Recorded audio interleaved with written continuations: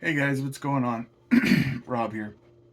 So, listen, I used to run a YouTube channel, a crypto channel, a couple of years ago, and I stopped. Just trouble with YouTube, and they were making it difficult. You guys know content creators on YouTube. You guys know uh, the the troubles and the stress and the issues that they give us. Anyways, I'm back. Made another channel, and just to sit here and chat with you guys and discuss things, my opinions, my perspectives, things like that. You guys can agree with me, disagree with me, whatever, but I'm not here to bicker and have arguments. We can have, you know some civil discourse and conversation. If you agree with me, if you don't agree with me, whatever, I'd love to know either way down in the chat. We'll start doing live streams at some point, and we can have some fun. Let's have some fun, right? A couple topics I just kind of wanted to cover real quick. Like, crypto's crazy right now, guys. Like, this bear market has taken a toll. It really, really has, and you almost forget in the peak of the market, the last market, right, when you're in euphoria and everybody is, and you've got about a year and a half of really, really good for the most part, right, and then you kind of forget how bad it gets and crazy it gets in the bottom of the bear market, right? And here we are. For a little reminder. And for those of you who are, this is your first market cycle, 4 year cycle, welcome to the fun. It gets better. I would recommend you do your own research and don't buy anything that I talk about simply because I talked about it, because this is just my opinion. I'm not a financial advisor. I'm not giving financial advice in any way. So just get that out of the way. Um, but welcome to the party. Anyway, a couple things I kind of wanted to discuss with you guys. Like I said, the first one is the whole FTX sues Sam Bankman Fried. Uh, really? What this kind of looks like to me is just basically, you saw, I believe it was last month, that there was some talk about FTX trying to come back and start being an open exchange again and stuff like that. Like anybody would put their money on there now, right? But I digress.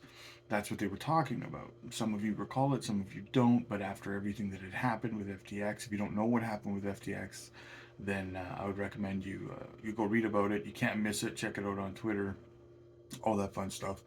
But anyway, I can't see a lot of people actually putting their money on FTX, and this kind of seems to me like they're trying to create a few degrees of separation between them as an exchange and SBF, right? So that they can kind of say, no, see, it wasn't us, it was him, right? No, no, no, no, no. You'll never get that trust back, in my opinion. You're done, right? That's what this seems like to me. It just seems like a little bit of manipulation, a little bit of a, create some separation between the exchange and Sam Bankman-Fried, and I just don't think it's going to work, to be honest with you. There will be some people who are complete, well, I shouldn't say complete idiots, because they're probably trying to target, new people, because we will have a very big influx of new investors who come into crypto when things start taking off again after the halving and stuff like that. So they're probably thinking, hey, we'll target new investors into the market, right? Because they probably won't know. This will die. The news will die down, and for the most part, and they'll try to sucker new people in. That's just my opinion again, but that's the way I see it. What they're trying to do.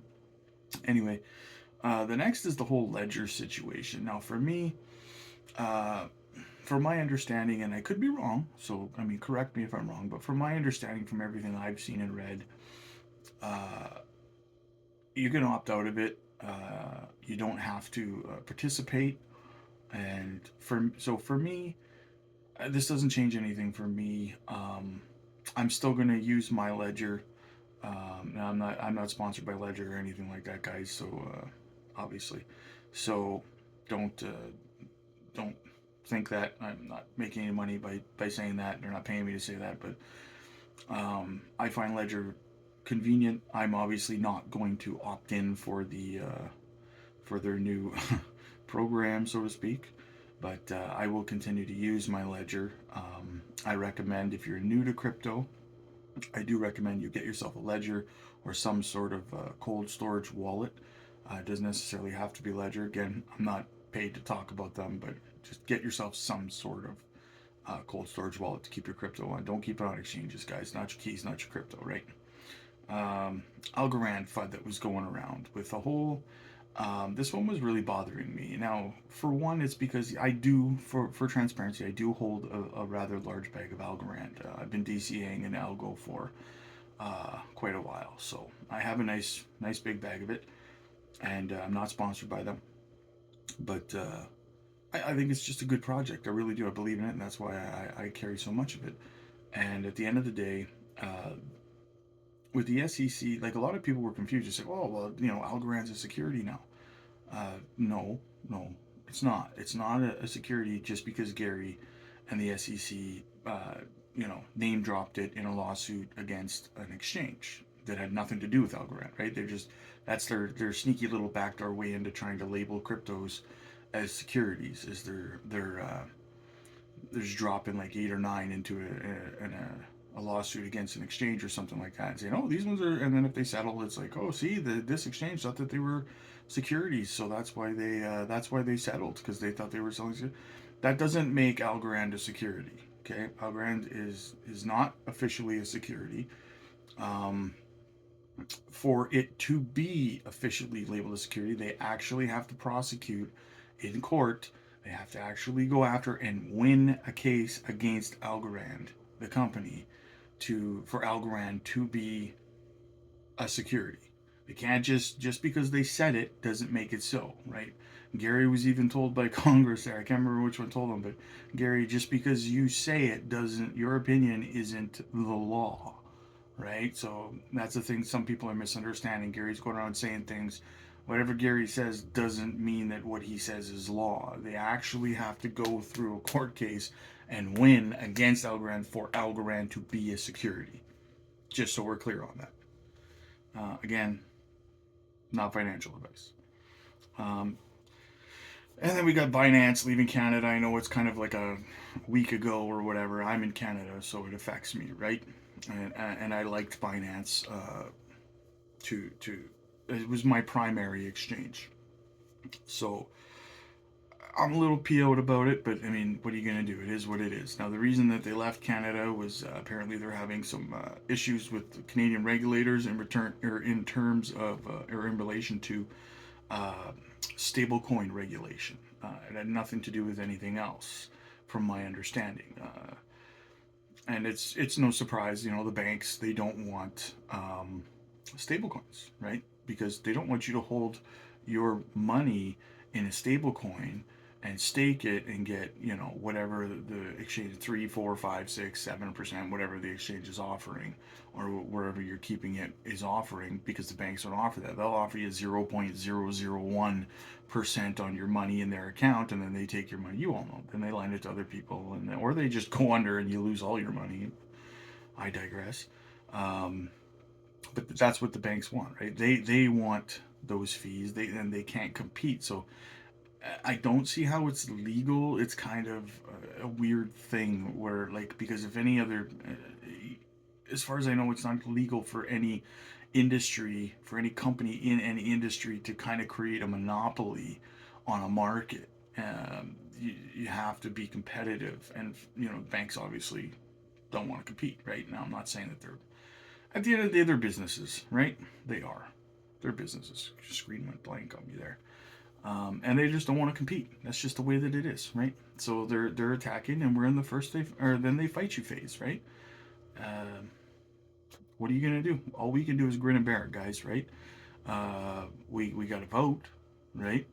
And if the leaders of our prospective countries, mainly here in the West, United U.S. and Canada, personally, I vote pro crypto, right? Doesn't matter.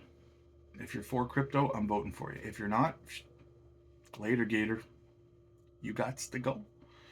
But again, if you are for crypto and you're a politician, you're running for prime minister, president, whatever it is, Congress, whatever it is, I mean, you're like grandma's cookies, baby. You're good all day long.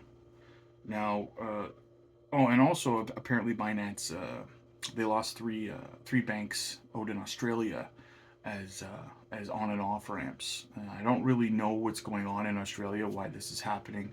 I don't really know what's going on with Binance, where because it seems to be unique to Binance. Now I had sent messages to a couple other exchanges here in Canada, um, like BitTrue, for example, and KuCoin and things of that nature, other exchanges that I use, and I just asked, like, do you guys plan on pulling out of Canada like Binance did, and things like that? Because if it's a stablecoin issue, why wouldn't the rest of the exchanges pull out as well? But apparently not. And just again, there's another exchange that I use here in Canada. I'm not sponsored by them. I make nothing for saying this, but if you're in Canada, I use ShakePay. ShakePay doesn't have any stable coins. Now they only have Canadian currency, Bitcoin, and Ethereum. Those are the only three things that they have. But it's a really easy on and off ramp, and I usually use it for that purpose. But if all you're buying is Ethereum or Bitcoin, then it is a good exchange to use. It's called ShakePay. I'm not sponsored by them. They don't pay me to say that.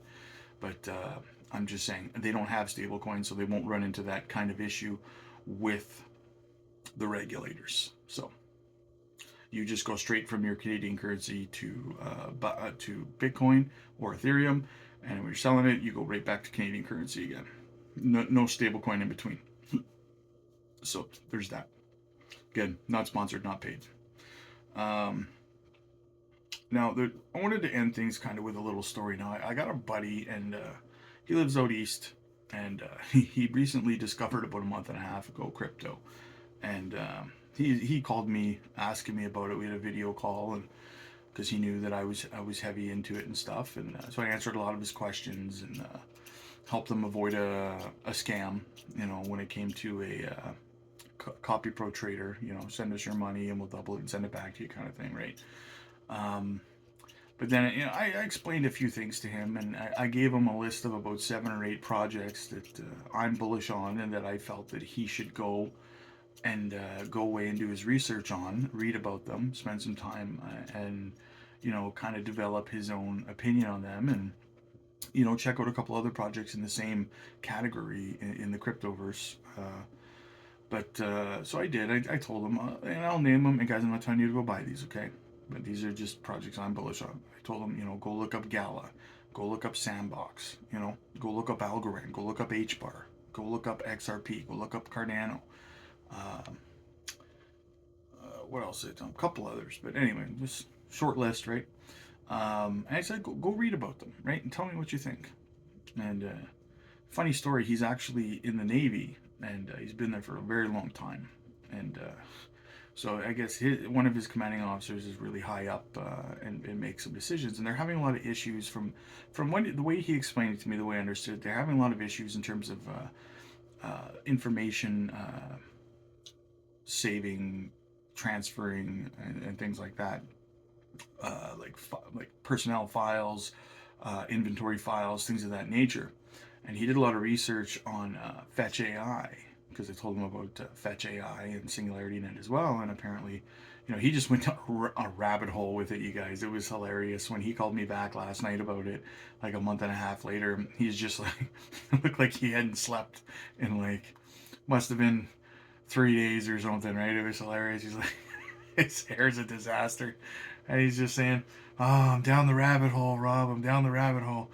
So he did all the research on this, and he sent off this information to his commanding officer in regards to he said, "Guys, we can use this blockchain technology, right? And this AI technology." So he sent it over, and he said that his commanding officer called him back a couple days later, and he said, like, "Where did you get this information?" And he said, "Well, it's right here." He's like, my buddy Rob told me about it. I've been doing nothing but research for a month and a half on it, blah, blah, blah. And he says, "Okay, well, send me everything you got." So he sent him all the information he has, and now he's put in a recommendation. His commanding officers put in a recommendation that they start using that blockchain technology for organizing their files, like personnel files, their inventory files, their transfer files, all that stuff, because he said it's just a complete disaster right now. It's all unorganized because of human error and all that kind of stuff, right? He says sometimes we're waiting for a ship out in Halifax, but it's, the ship number 9 or whatever, and he said, but it's up in freaking Yellowknife or something for the next year and a half, and it's not even coming here. We're supposed to get boat 20 or something. Like, anyway, you get the point. Is that the technology, right? And for him to be able to share it, and now it's being recommended for the military, right, for the Navy to start using it. Like, and I'm surprised that they're not already using it. They didn't know what it was, but when he sent it in, and now they're doing their research on it, and they're very, very interested in it. So I felt that it was, and I asked, it's funny, little limerick on this, because I asked him, I said, now that you know all of this about layer ones and layer twos and AI and VeChain and Gala and all this other stuff, right? Now that you've learned as much as you know now, how do you view people who say to you, or that you hear say, crypto is a scam? They kind of sound ridiculous when they say it now, right? Because it's puzzling. Is you literally know nothing about it, and you're saying that like you don't even know what it is. They just think all crypto is just some sort of fake digital online money, and they have no idea any of the technology or any of the work, the blockchain technology or anything that goes in all these subcategories. They have no idea the the what's under the surface of the water of this iceberg. They just hear one of their local politicians or whatever say, "Oh, it's a scam because they're trying to keep you from it," or the banker tells them, or their advisor tells them, and they're like, "Oh, it must be a scam."